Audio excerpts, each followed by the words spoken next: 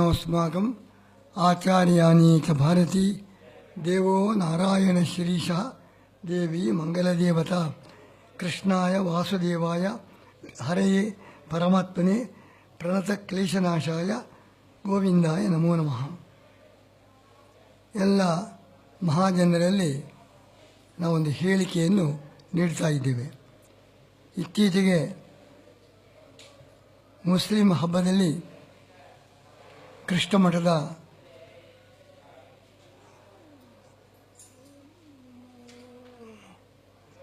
ಮಠದಲ್ಲಿರುವ ಸಾರ್ವಜನಿಕ ಭೋಜನ ಶಾಲೆಯ ಆವರಣದಲ್ಲಿ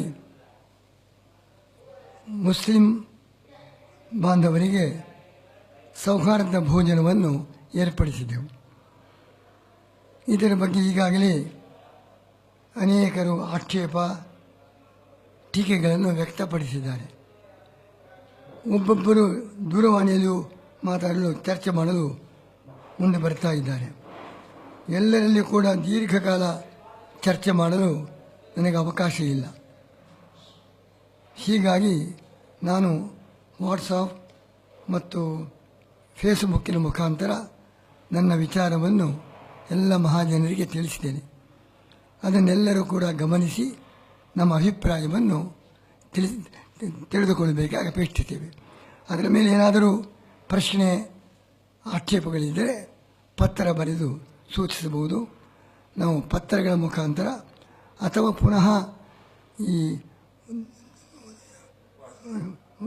ಫೇಸ್ಬುಕ್ ಮುಂತಾದವುಗಳ ಮೂಲಕ ಎಲ್ಲರಿಗೂ ಕೂಡ ಉತ್ತರವನ್ನು ಕೊಡ್ತೇನೆ.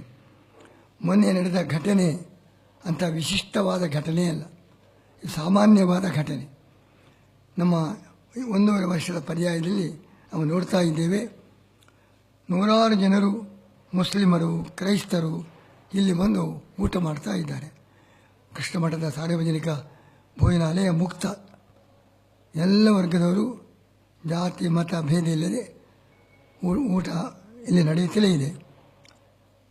ಸಾಮೂಹಿಕವಾಗಿ ನೂರಾರು ಕ್ರೈಸ್ತರು ಮುಸ್ಲಿಮರು ಇಲ್ಲಿ ಊಟ ಮಾಡಿದ್ದಾರೆ. ಅನೇಕ ದಿನಗಳಲ್ಲಿ ಮಾಡಿದ್ದಾರೆ. ನಾನು ಅದನ್ನು ಪ್ರತ್ಯಕ್ಷವಾಗಿ ನೋಡಿದ್ದೇನೆ. ಅದರ ಜೊತೆಗೆ ಮೊನ್ನೆ ಹಬ್ಬದ ನಿಮಿತ್ತವಾಗಿ ಮುಸ್ಲಿಂ ಬಾಂಧವರಿಗೆ ಊಟವನ್ನು ಏರ್ಪಡಿಸಿದ್ದೇವೆ. ಅದಕ್ಕೆ ಇಷ್ಟು ಹುಯಿಲು ಹಬ್ಬಿಸುವ ಅಗತ್ಯವೇ ಇಲ್ಲ. ಸಾಧಾರಣವಾಗಿ ದಿನನಿತ್ಯ ನಡೀತಾ ಇದೆ.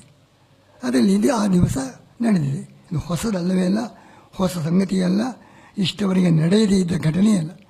100 ವರ್ಷದಲ್ಲಿ ನಮ್ಮ ಪರ್ಯಾಯ ಮಾತ್ರ ಅಲ್ಲ, ಎಲ್ಲ ಪರ್ಯಾಯಗಳಲ್ಲಿ ಕೂಡ ಜಾತಿ ಮತ ಭೇದವಿಲ್ಲದೆ ಎಲ್ಲರಿಗೂ ಊಟ ನಡೀತಾ ಇದೆ. ಕ್ರಿಶ್ಚಿಯನರು ಬರ್ತಾರೆ, ಮುಸ್ಲಿಮರು ಬರ್ತಾರೆ, ಪ್ರತ್ಯೇಕವಾಗಿ ಬರ್ತಾರೆ, ಸಾಮೂಹಿಕವಾಗಿ ಬರ್ತಾರೆ, ಎಲ್ಲರಿಗೂ ಊಟ ನಡೀತಾ ಇದೆ. ಅದರಂತೆಯೇ ನಾವು ಆಹ್ವಾನ ಮಾಡಿ ಆಗಿದೆ ಇಷ್ಟೇ. ಅವರು ಸಹಜವಾಗಿ ಬರ್ತಾಯಿದ್ದರು. ಈ ಸಲ ನಾನು ಆಹ್ವಾನ ಮಾಡಿ ಬಂದಿದ್ದಾರೆ, ಇಷ್ಟೇ ವಿಶೇಷ. ಆಹ್ವಾನ ಮಾಡಲಿಕ್ಕೆ ಕಾರಣ, ನಮ್ಮ ಪರ್ಯಾಯದಲ್ಲಿ ಎಲ್ಲರೂ ಕೂಡ ಹಿಂದೂಗಳು ಎಲ್ಲ ವರ್ಗದವರು ಬಂದು ಭೋಜನ ಸ್ವೀಕಾರ ಮಾಡಿದ್ದಾರೆ. ಆದರೆ ಮುಸ್ಲಿಂ ಬಾಂಧವರು ಪರ್ಯಾಯ ಕಾಲದಲ್ಲಿ ಹೊರೆಕಾಣಿಕೆ ಮುಖಾಂತರ ಸೇವೆ ಸಲ್ಲಿಸಿದ್ದಾರೆ. ಕೃಷ್ಣ ಮಠದ ಮುತ್ತಿಗೆ ಘೋಷಣೆಯನ್ನು ಉಡುಪಿ ಚಲೋ ಚಳವಳಿಯವರು ಮಾಡುವಾಗ ಅದನ್ನು ಬಲವಾಗಿ ಪ್ರತಿಭಟಿಸಿದ್ದಾರೆ. ಹೇಗೆ ಮುತ್ತಿಗೆ ಮಾಡ್ತಾರೆ ಅಂತ ಚಾಲೆಂಜ್ ಕೊಟ್ಟಿದ್ದಾರೆ. ಹೀಗೆ ನಮ್ಮಲ್ಲಿ ಎಲ್ಲ ರೀತಿಯ ಸಹಕಾರ ನೀಡಿದ್ದಾರೆ. ಅಷ್ಟೇ ಅಲ್ಲದೆ ಭಟ್ಕಳದಲ್ಲಿ ಇನ್ನೂ ಬೇರೆ ಬೇರೆ ಗಂಗಾವತಿ ಮುಂತಾದ ಬೇರೆ ಬೇರೆ ಕಡೆಗಳಲ್ಲಿ ಮುಸ್ಲಿಮರು ನಮ್ಮನ್ನು ಮನೆಗೆ ಕರೆಸಿದ್ದಾರೆ ಮತ್ತು ಮಸೀದಿಗೆ ಕರೆದು ಮಸೀದಿ ಉದ್ಘಾಟನೆಯನ್ನು ಅನೇಕ ಕಡೆ ನಡೆದಿದೆ. ಮಸೀದಿಯಲ್ಲಿ ನಮ್ಮ ಕಾರ್ಯಕ್ರಮವೂ ಕೂಡ ನಡೆದಿದೆ. ಮತ್ತು ಭಟ್ಕಳದಲ್ಲಿ, ಕಾಸರಗೋಡಿನಲ್ಲಿ ಎಲ್ಲ ದೊಡ್ಡ ದೊಡ್ಡ ಸಮಾರಂಭದಲ್ಲಿ ನಮ್ಮನ್ನು ಆದರದಿಂದ ಗೌರವಿಸಿ ಸತ್ಕರಿಸಿದ್ದಾರೆ. ಹೀಗೆ ಎಲ್ಲ ರೀತಿಯಿಂದ ಮುಸ್ಲಿಂ ಬಾಂಧವರು ನಮಗೆ ಸಹಕಾರವನ್ನೇ ನೀಡ್ತಾ ಇದ್ದಾರೆ, ನಮಗೆ ಸ್ವಾಗತವನ್ನು ಕೂಡ ನೀಡಿದ್ದಾರೆ. ಇದನ್ನೆಲ್ಲ ಗಮನಿಸಿ ಅವರಿಗೆ ಹಬ್ಬದ ಸಮಯದಲ್ಲಿ ಉಡುಪಿಯ ಜನರಿಗೆ ತಿಳಿಸಿ ಒಂದು ಭೋಜನದ ಸೌಹಾರ್ದ ಭೋಜನ ಕೂಟವನ್ನು ಏರ್ಪಡಿಸಿದೆವು. ಇದು ಬಹಳ ಸರಳವಾದ ವಿಷಯ ಮತ್ತು ಇದು ಅವರು ನಮ್ಮಲ್ಲಿ ವಿಶೇಷ ಅಭಿಮಾನ ತೋರಿಸಿದ್ದರಿಂದ ಅವರಿಗೂ ನಾವು ಒಂದು ಆತಿಥ್ಯ ನೀಡಿದ್ದೇವೆ. ಇದು ಮಾನವೀಯತೆಯ ದೃಷ್ಟಿಯಿಂದ ನೋಡಬೇಕು. ಇದು ಯಾವ ಥರದ ಅಧಾರ್ಮಿಕ ವಿಷಯವೇ ಇಲ್ಲ. ನಮ್ಮ ಶಾಸ್ತ್ರದಲ್ಲಿ ಊಟ ಕೊಡಲಿಕ್ಕೆ ಪಾತ್ರ ನೋಡಬೇಕಾಗಿಲ್ಲ, ಜಾತಿ ಮತ ನೋಡಬೇಕಾಗಿಲ್ಲ. ಅನ್ನಸ್ಯ ಚ್ಯುತಿತಂ ಪಾತ್ರ, ಯಾರಿಗೆ ಹಸಿವಿದೆ ಅವರಿಗೆ ಅನ್ನ ಕೊಡಬೇಕು, ಯಾವ ಪಾತ್ರ ವಿಚಾರ ಮಾಡಬಾರದು ಅಂತ ಶಾಸ್ತ್ರವೇ ಹೇಳಿದೆ. ಹೀಗಿರುವ ಅಂಥ ಒಂದು ಅನ್ನ ಸಂತರ್ಪಣೆಯನ್ನು ಮುಸ್ಲಿಂ ಬಾಂಧವರಿಗೆ ಹಬ್ಬದ ಸಮಯದಲ್ಲಿ ಉಪವಾಸದ ಸಂದರ್ಭದಲ್ಲಿ ನಾವು ನೀಡಿದೆವು. ಇದು ಯಾವ ರೀತಿಯಿಂದಲೂ ವಿವಾದಕ್ಕೆ ವಿಷಯವೇ ಅಲ್ಲ. ನನಗೆ ಆಶ್ಚರ್ಯವಾಗಿದೆ ಇದರ ಬಗ್ಗೆ ಇಷ್ಟು ಗೊಂದಲ ಎಬ್ಬಿಸಿದ್ದು ಕೆಲವರು. ಇನ್ನು ನಮಾಜಿನ ವಿಷಯ ಒಂದು ಪ್ರಶ್ನೆ ಬಂದಿದೆ. ನಮಾಜ್ ಎಂದರೆ ಮುಸ್ಲಿಮರು ತಮ್ಮ ದೇವರಿಗೆ ಸಲ್ಲಿಸುವ ಪ್ರಾರ್ಥನೆ. ಅವರಲ್ಲಿ ಭಗವಂತ ಜಗತ್ ಸೃಷ್ಟಿಕರ್ತ ಅಂತ ಹೇಳಿ ಅವರಿಗೆ ನಮಸ್ಕಾರ ಮಾಡುವ ಪ್ರಾರ್ಥನೆ. ಆದರೆ ನಮ್ಮ ಹಿಂದೂ ಧರ್ಮಕ್ಕೆ ಅಪಚಾರವಾಗುವಂಥ ಯಾವ ವಾಕ್ಯಗಳು ಅದರಲ್ಲಿ ಇಲ್ಲ. ಅವರು ನಮಗೆ ಮೊದಲು ಗೊತ್ತಿರಲಿಲ್ಲ. ಅವರು ಉಪವಾಸ ಮುಗಿದ ಕೂಡಲೇ ಹಣ್ಣು ತಗೊಂಡು ಆಗಲೇ ನಮಾಜ್ ಮಾಡಬೇಕು ಅಂತ ಪದ್ಧತಿ. ಅದನ್ನು ಹೇಳಿದರು. ನಾವು ಹಣ್ಣು ತಗೊಂಡಿದ್ದೇವೆ ತಮ್ಮ ಕೈಯಿಂದ, ಈಗ ನಮಾಜ್ ಮಾಡಬೇಕಾಗಿದೆ ನಮ್ಮ ಪದ್ಧತಿ ಪ್ರಕಾರ. ಆಗ ಅಲ್ಲಿ ಆ ಸ್ಥಳ ಬಿಟ್ಟು ಎಲ್ಲ ಕೃಷ್ಣ ಮಠ ಎಲ್ಲ ಕಡೆ, ಇದು ಕೃಷ್ಣ ಮಠದ ದೇವರಿಗಿರತಕ್ಕಂಥ ಆ ಒಂದು ಗುಡಿ, ಆ ಗುಡಿಯ ಕಟ್ಟಡ, ಅದಕ್ಕಿಂತ ಹೊರಗೆ ಸಾರ್ವಜನಿಕರು ನಿತ್ಯ ಭೋಜನ ಮಾಡತಕ್ಕ ಭೋಜನ ಶಾಲೆಯ ಅಟ್ಟ ಅಲ್ಲಿ ನಡೆದದ್ದು. ಬೇರೆ ಕಡೆ ಬೇರೆ ಯಾವ ಜಾಗಕ್ಕೂ ಹೋಗಲಿಕ್ಕೆ ಸಾಧ್ಯವಿಲ್ಲ ಆ ಸಂದರ್ಭದಲ್ಲಿ. ಅಲ್ಲಿ ಅದರ ಅಟ್ಟದ ಮೇಲೆ ಮಾಡಿ ಅಂತ ಹೇಳಿದೆ. ಅವರಿಗೆ ಅನುಮತಿ ಕೊಟ್ಟು ನಾನು ಪೂಜೆಗೆ ಹೋದೆ. ನಾನು ಮತ್ತೆ ಹೆಚ್ಚು ಹೊತ್ತಲ್ಲಿ ಇರಲಿಲ್ಲ, ಪೂಜೆಗೆ ಹೋದೆ. ಪೂಜೆಯ ಸಮಯ ಆಯಿತು. ಅಟ್ಟದ ಮೇಲೆ ಹೋಗಿ ನಮಾಜು ಮಾಡಿದ್ದಾರೆ. ಇದು ದೊಡ್ಡ ಹಿಂದೂ ಧರ್ಮಕ್ಕೆ ಆಘಾತಕಾರಿಯಾದ ಯಾವ ಅಂಶವೂ ಇಲ್ಲ. ಅಂತ ದೊಡ್ಡ ಅನರ್ಥದ ಪ್ರಮೇಯ ಇಲ್ಲಿ ಇಲ್ಲ. ಹೀಗಾಗಿ ಎರಡು ವಿಷಯ, ಅವರಿಗೆ ಊಟ ಹಾಕಿದ್ದು, ನಮಾಜು ನಾವು ಆ ಸಂದರ್ಭದಲ್ಲಿ ನಮಗೆ ತಿಳಿಯಿತು ಮಾಡುವ ಕ್ರಮ ಇದೆ ಅಂತ. ಅದಕ್ಕೆ ಅವರ ಪ್ರಾರ್ಥನೆಗೆ ಅವಕಾಶ ಕಲ್ಪಿಸಿಕೊಟ್ಟೆ. ಇಲ್ಲಿ ಯಾವುದೂ ಕೂಡ ಚರ್ಚೆಗೆ ಆಕ್ರೋಶಕ್ಕೆ ಅವಕಾಶವೇ ಇಲ್ಲ. ಆದ್ದರಿಂದ ಇನ್ನು ವಿಚಾರ ಮಾಡಿದರೆ ಮುಸಲ್ಮಾನರು ಗೋಮಾಂಸ ಸೇವೆ ಮಾಡುವವರು ಅಂತ ಒಂದು ವಿಚಾರ ಇದೆ. ಮುಸಲ್ಮಾನರು ಮಾತ್ರ ಅಲ್ಲ, ಹಿಂದೂಗಳಲ್ಲಿಯೂ ಕೂಡ ಬಹಳ ಮಂದಿ ಗೋಮಾಂಸ ತಿನ್ನುವರು ಇದ್ದಾರೆ. ನಾವು ಅವರ ಸ್ನೇಹ ಸೌಹಾರ್ದ ಬೆಳೆಸಿಕೊಂಡು ಹಿಂದೂಗಳೇ ಆಗಲಿ ಮುಸಲ್ಮಾನರೇ ಆಗಲಿ ಆದಷ್ಟು ಗೋಮಾಂಸವನ್ನು ಬಿಡುವಂತೆ ಅವರಿಗೆ ನಾವು ಹೋಲಿಸುವಂಥ ಕಾರ್ಯ ಸ್ನೇಹದಿಂದ ಆಗಬೇಕು. ಇದು ಘರ್ಷಣೆಯಿಂದ ಬಲಾತ್ಕಾರದಿಂದ ಆಗುವ ಕಾರ್ಯವಲ್ಲ, ಸ್ನೇಹ ಸೌಹಾರ್ದದಿಂದ ಆಗಬೇಕು. ಈ ಸ್ನೇಹ ಸೌಹಾರ್ದ ಬೆಳವಣಿಗೆ ಇದೆಲ್ಲದಕ್ಕೂ ಕೂಡ ಅನುಕೂಲ, ಪ್ರತಿಕೂಲ ಅಲ್ಲ. ಮಾತ್ರವಲ್ಲದೆ ಅಂಥ ಮುಸಲ್ಮಾನರ ಜೊತೆಗೆ ಸ್ನೇಹ ಸಂಬಂಧ ನಾವು ಮಾತ್ರ ಆರಂಭಿಸಿದ್ದಲ್ಲ.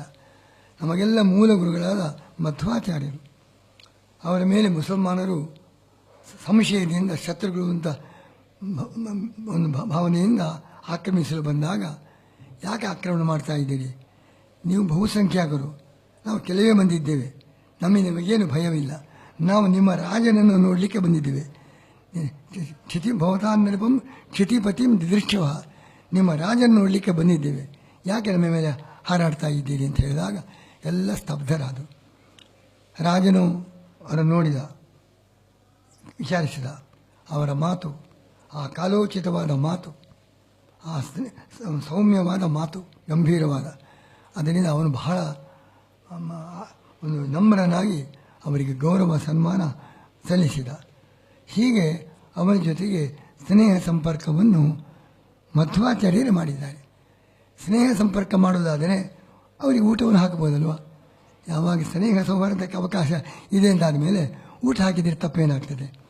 ಮಂತ್ರಾಲಯ ಸ್ವಾಮಿಗಳು ಅವರಿಗೆ ಜಾಗ ಕೊಟ್ಟವರು ಯಾರು? ಮುಸ್ಲಿಂ ಸುಲ್ತಾನ್, ಅವನಿಗೆ ಜಾಗ ಕೊಟ್ಟ. ಅವನ ಜೊತೆಗೆ ಉತ್ತಮ ಸಂಬಂಧವನ್ನು ಮಂತ್ರಾಲಯ ಸ್ವಾಮಿಗಳು ಇಟ್ಟುಕೊಂಡಿದ್ದರು. ಅವರ ಮೇಲೆ ಭಕ್ತಿ ಗೌರವದಿಂದ ಅವರು ಜಾಗ ಕೊಟ್ಟಿದ್ದಾರೆ. ಸತ್ಯಬೋಧ ಸ್ವಾಮಿಗಳು ಸಮನೂರು, ಅವರಿಗೂ ಅಲ್ಲಿಯ ಮುಸ್ಲಿಂ ಸುಲ್ತಾನಿಗೂ ಉತ್ತಮವಾಗಿರತಕ್ಕಂಥ ಸಂಪರ್ಕ, ಅವರಿಂದ ಸಲಹೆಗಳನ್ನು ಅವನು ಪಡೀತಾ ಇದ್ದ ಎಂಬುದಾಗಿ. ಹೀಗೆ ನಮ್ಮ ಪೂರ್ವಾಚಾರ್ಯರೆಲ್ಲರೂ ಕೂಡ ಮುಸ್ಲಿಮರ ಜೊತೆಗೆ ಸ್ನೇಹ ಸೌಹಾರ್ದವನ್ನು ಇಟ್ಟುಕೊಂಡಿದ್ದರು. ಇತ್ತೀಚೆಗೆ ನಮ್ಮ ಗುರುಗಳು ಪರಮ ಗುರುಗಳು ವಿಶ್ವಜ್ಞ ತೀರ್ಥರು. ಇವನು ಸಾಮಾನ್ಯ 1904ನೇ ಇಸವಿಯಲ್ಲಿ ಪರ್ಯಾಯದ ಪೂರ್ವಭಾವಿಯಾಗಿ ಉಡುಪಿಯ ಹಾಜಿ ಅಬ್ದುಲ್ಲಾ ಅವರ ಮನೆಗೆ ಅವರೇ ಹೋಗಿ ಅವರ ಆಹ್ವಾನ ಪ್ರಕಾರ ಅಲ್ಲಿ ಅವರು ಕಾಣಿಕೆ ಸಲ್ಲಿಸಿದ್ದಾರೆ. ಅಬ್ದುಲ್ಲರವರು ಅದನ್ನು ಸ್ವೀಕರಿಸಿದ್ದಾರೆ. ಹೀಗೆ ಮಧ್ವಾಚಾರ್ಯರಿಂದ ನಮ್ಮ ಪರಮ ಗುರುಗಳವರೆಗೆ ಮುಸ್ಲಿಮರ ಜೊತೆಗೆ ಸೌಹಾರ್ದ ಸಂಪರ್ಕ ಇದೆ. ಸೌಹಾರ್ದ ಸಂಪರ್ಕ ಇದೆ ಅಂಥೇಳಿ ನಮ್ಮ ಸಿದ್ಧಾಂತವನ್ನು ಮಾತ್ರ ನಾವು ಬಿಡಲಾರೆವು. ಹಿಂದೂ ಧರ್ಮಕ್ಕೆ ಅಪಾಯವಾದಾಗ ಯಾರಿಂದಲೇ ಆಗಲಿ, ಸರ್ಕಾರದಿಂದಲೇ ಆಗಲಿ, ಯಾರಿಂದ ಆಗಲಿ, ಆಗ ಅಹಿಂಸಾತ್ಮಕ ಪ್ರತಿಭಟನೆ ನಾವು ಮಾಡುವರೆ. ಹಿಂದೂ ಧರ್ಮಕ್ಕೆ ಅಪಚಾರವಾಗುವ ಯಾವುದಕ್ಕೂ ನಾವು ಅವಕಾಶ ಕೊಡುವುದಿಲ್ಲ. ಆ ರೀತಿ ಇಷ್ಟವರೆಗೆ ನಾವು ಏನು ಹೋರಾಟ ಮಾಡಿದ್ದೀವಿ ಎಂಬುದು ನಿಮಗೆಲ್ಲರಿಗೂ ಕೂಡ ಗೊತ್ತಿದೆ. ನಮ್ಮ ಧ್ಯೇಯದಲ್ಲಿ ಬದಲಾವಣೆ ಇಲ್ಲ. ಸ್ವಧರ್ಮ ನಿಷ್ಠೆ, ಪರಧರ್ಮ ಸಹಿಷ್ಣುತೆ, ಇದನ್ನು ಅನೇಕ ವರ್ಷಗಳಿಂದ ಹಿಂದೂ ಸಮಾಜದ ಒಳಗೂ ಮತ್ತು ಹೊರಗಿನವರ ಜೊತೆಗೂ ಇದು ಎರಡನ್ನು ಕೂಡ ಪರಿಪಾಲಿಸಿಕೊಂಡು ಬರುವ ಕೆಲಸವನ್ನು ಕಳೆದ ಒಂದು 60 ವರ್ಷಗಳಿಂದ ನಾನು ಮಾಡ್ತಾ ಇದ್ದೇನೆ. ಅದರಂತೆ ಇದು ಹೊಸದಲ್ಲ.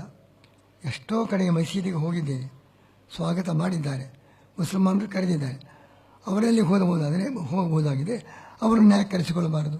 ಎಲ್ಲ ಕಡೆಗೆ ಹೋಗಿದ್ದೇವೆ, ಆಹ್ವಾನ ಮಾಡಿದ್ದಾರೆ, ನಾನು ಅವರನ್ನು ಕರೆದೆ. ಇದೇನು ದೊಡ್ಡ ಒಂದು ಯಾವ ರೀತಿಯಿಂದಲೂ ಹಿಂದೂ ಧರ್ಮಕ್ಕೆ ಅಪಚಾರ ಅಲ್ಲ. ಹೀಗೆ ಮಾಡುವುದರಿಂದ ಹಿಂದೂ ಧರ್ಮಕ್ಕೆ ಮತ್ತಷ್ಟು ಗೌರವ ಬೆಳೀತದೆ. ಪರಸ್ಪರ ಸ್ನೇಹ ಸೌಹಾರ್ದ ಬೆಳೆದರೆ ಎರಡೂ ಸಮಾಜಕ್ಕೂ ಒಳ್ಳೆಯದು, ದೇಶಕ್ಕೂ ಒಳ್ಳೆಯದು. ಯಾವ ರೀತಿಯಿಂದಲೂ ಎಲ್ಲರೂ ಸ್ವಾಗತ ಮಾಡಬೇಕಾದ ವಿಷಯ ಹೊರತು ಇದರ ಮೇಲೆ ಆಕ್ಷೇಪ, ವಿರೋಧ, ಪ್ರತಿಭಟನೆ ಮಾಡೋದು ಯಾವ ರೀತಿಯಿಂದಲೂ ಸೂಕ್ತವಲ್ಲ. ಇದು ಮಾನವೀಯತೆಗೂ ಅನುಗುಣವಲ್ಲ ಎಂಬುದನ್ನು ನಾನು ಒತ್ತಿ ಹೇಳಿ, ಈ ಬಗ್ಗೆ ನೀವೆಲ್ಲರೂ ಕೂಡ ಪರಿಶೀಲನೆ ಮಾಡಿ. ನನ್ನ ಮನಸ್ಸು ಮುಕ್ತ ಮನಸ್ಸು. ನನಗೆ ಯಾರಿಗೂ ಎಲ್ಲರ ಜೊತೆಗೆ ಸ್ನೇಹ ಸೌಹಾರ್ದ ಬೆಳೆಯಬೇಕು.